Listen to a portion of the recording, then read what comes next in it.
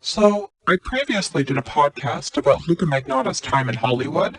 This is the second part, the continuation. Luka, while living in Hollywood, would do plays in smaller theaters and received acting lessons from a top acting coach for his theater roles. A lot of these theater plays were recorded on video, so maybe one day Luka's acting coach or the small theater company will release these plays. I've interviewed some people from the theater company who said Luka was a very talented stage performer. One role Luka appeared in was called Murder at Monte Carlo. It was a quickie, a cops and robbers short play. It is available on the VHS tape, if people know where to look and who to speak with. Luka also appeared in a theater play and did a very short version of Romeo and Juliet. Luka also appeared in another short play called His Conquest in Mexico.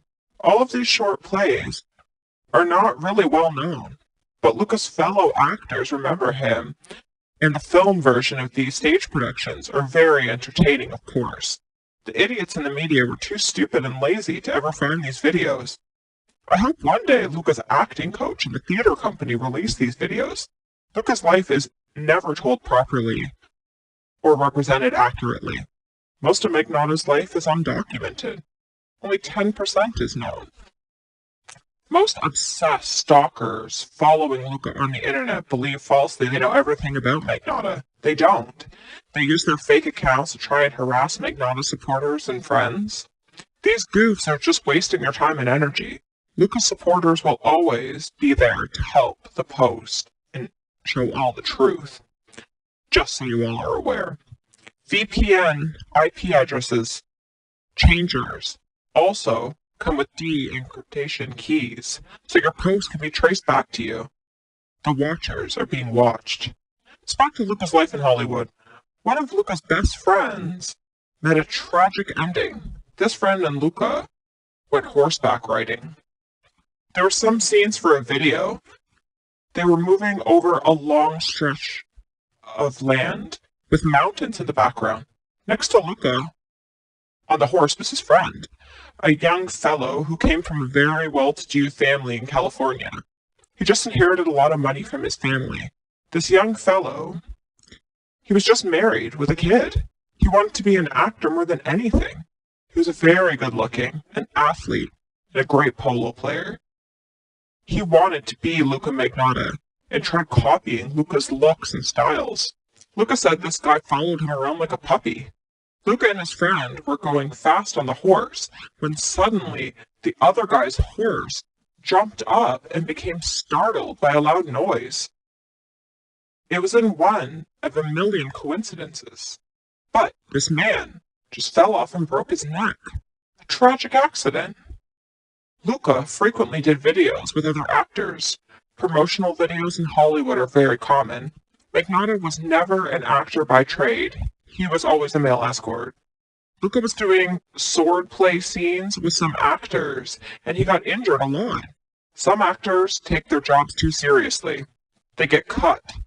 Their hands cut. Their faces bleed. Fencing is very rough. Even people taking precautions get cut. The sides of the swords are very sharp. Some actors take their jobs very seriously and don't stick to the routines that they are given and become very aggressive.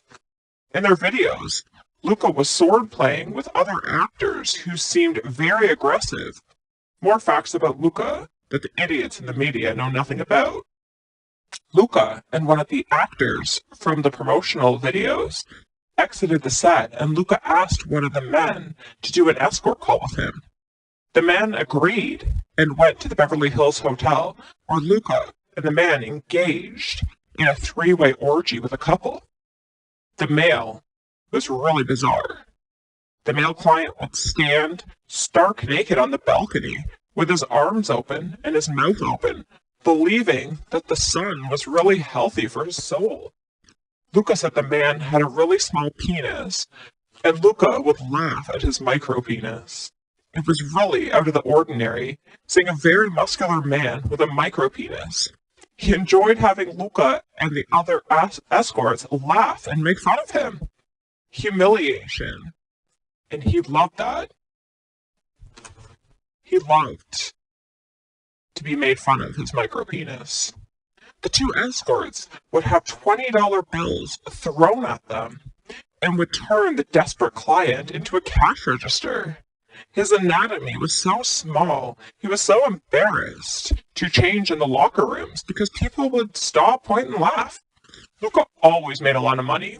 Luka was a top escort in Hollywood and was always invited to parties, and he lived a very fast life. As I've said earlier, I've done extensive amounts of research.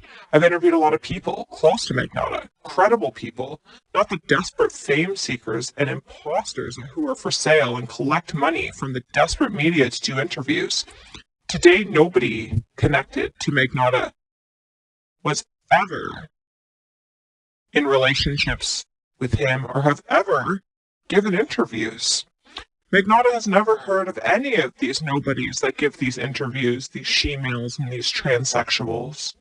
John McKellar, Magnotta's former in Toronto manager, is a good person to speak with. So would be his former friends. Nick Ford, a Toronto porn actor, Jason Haste, another former male escort friend of Luka's. Magnotta has absolutely zero contact with any of his relatives. He spent none of his adult life around any of them.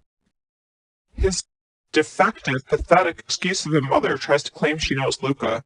Luka is estranged from the bitch and avoided the imbecile his entire adult life. He only had contact with her a few times for the last 20 years, despises her, and there's zero chance of any relationship ever again. Anyways, moving on.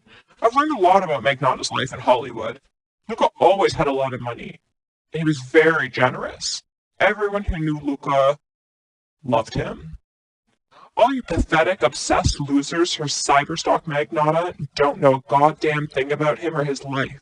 The media's lies are incoherent, and we need an accurate documentary done about Luka's life, especially all of his extensive travels as a male escort. That's it for now. If you enjoyed, like, comment, and share. I'm always receiving interesting info about Magnotta's fascinating life. More to come soon.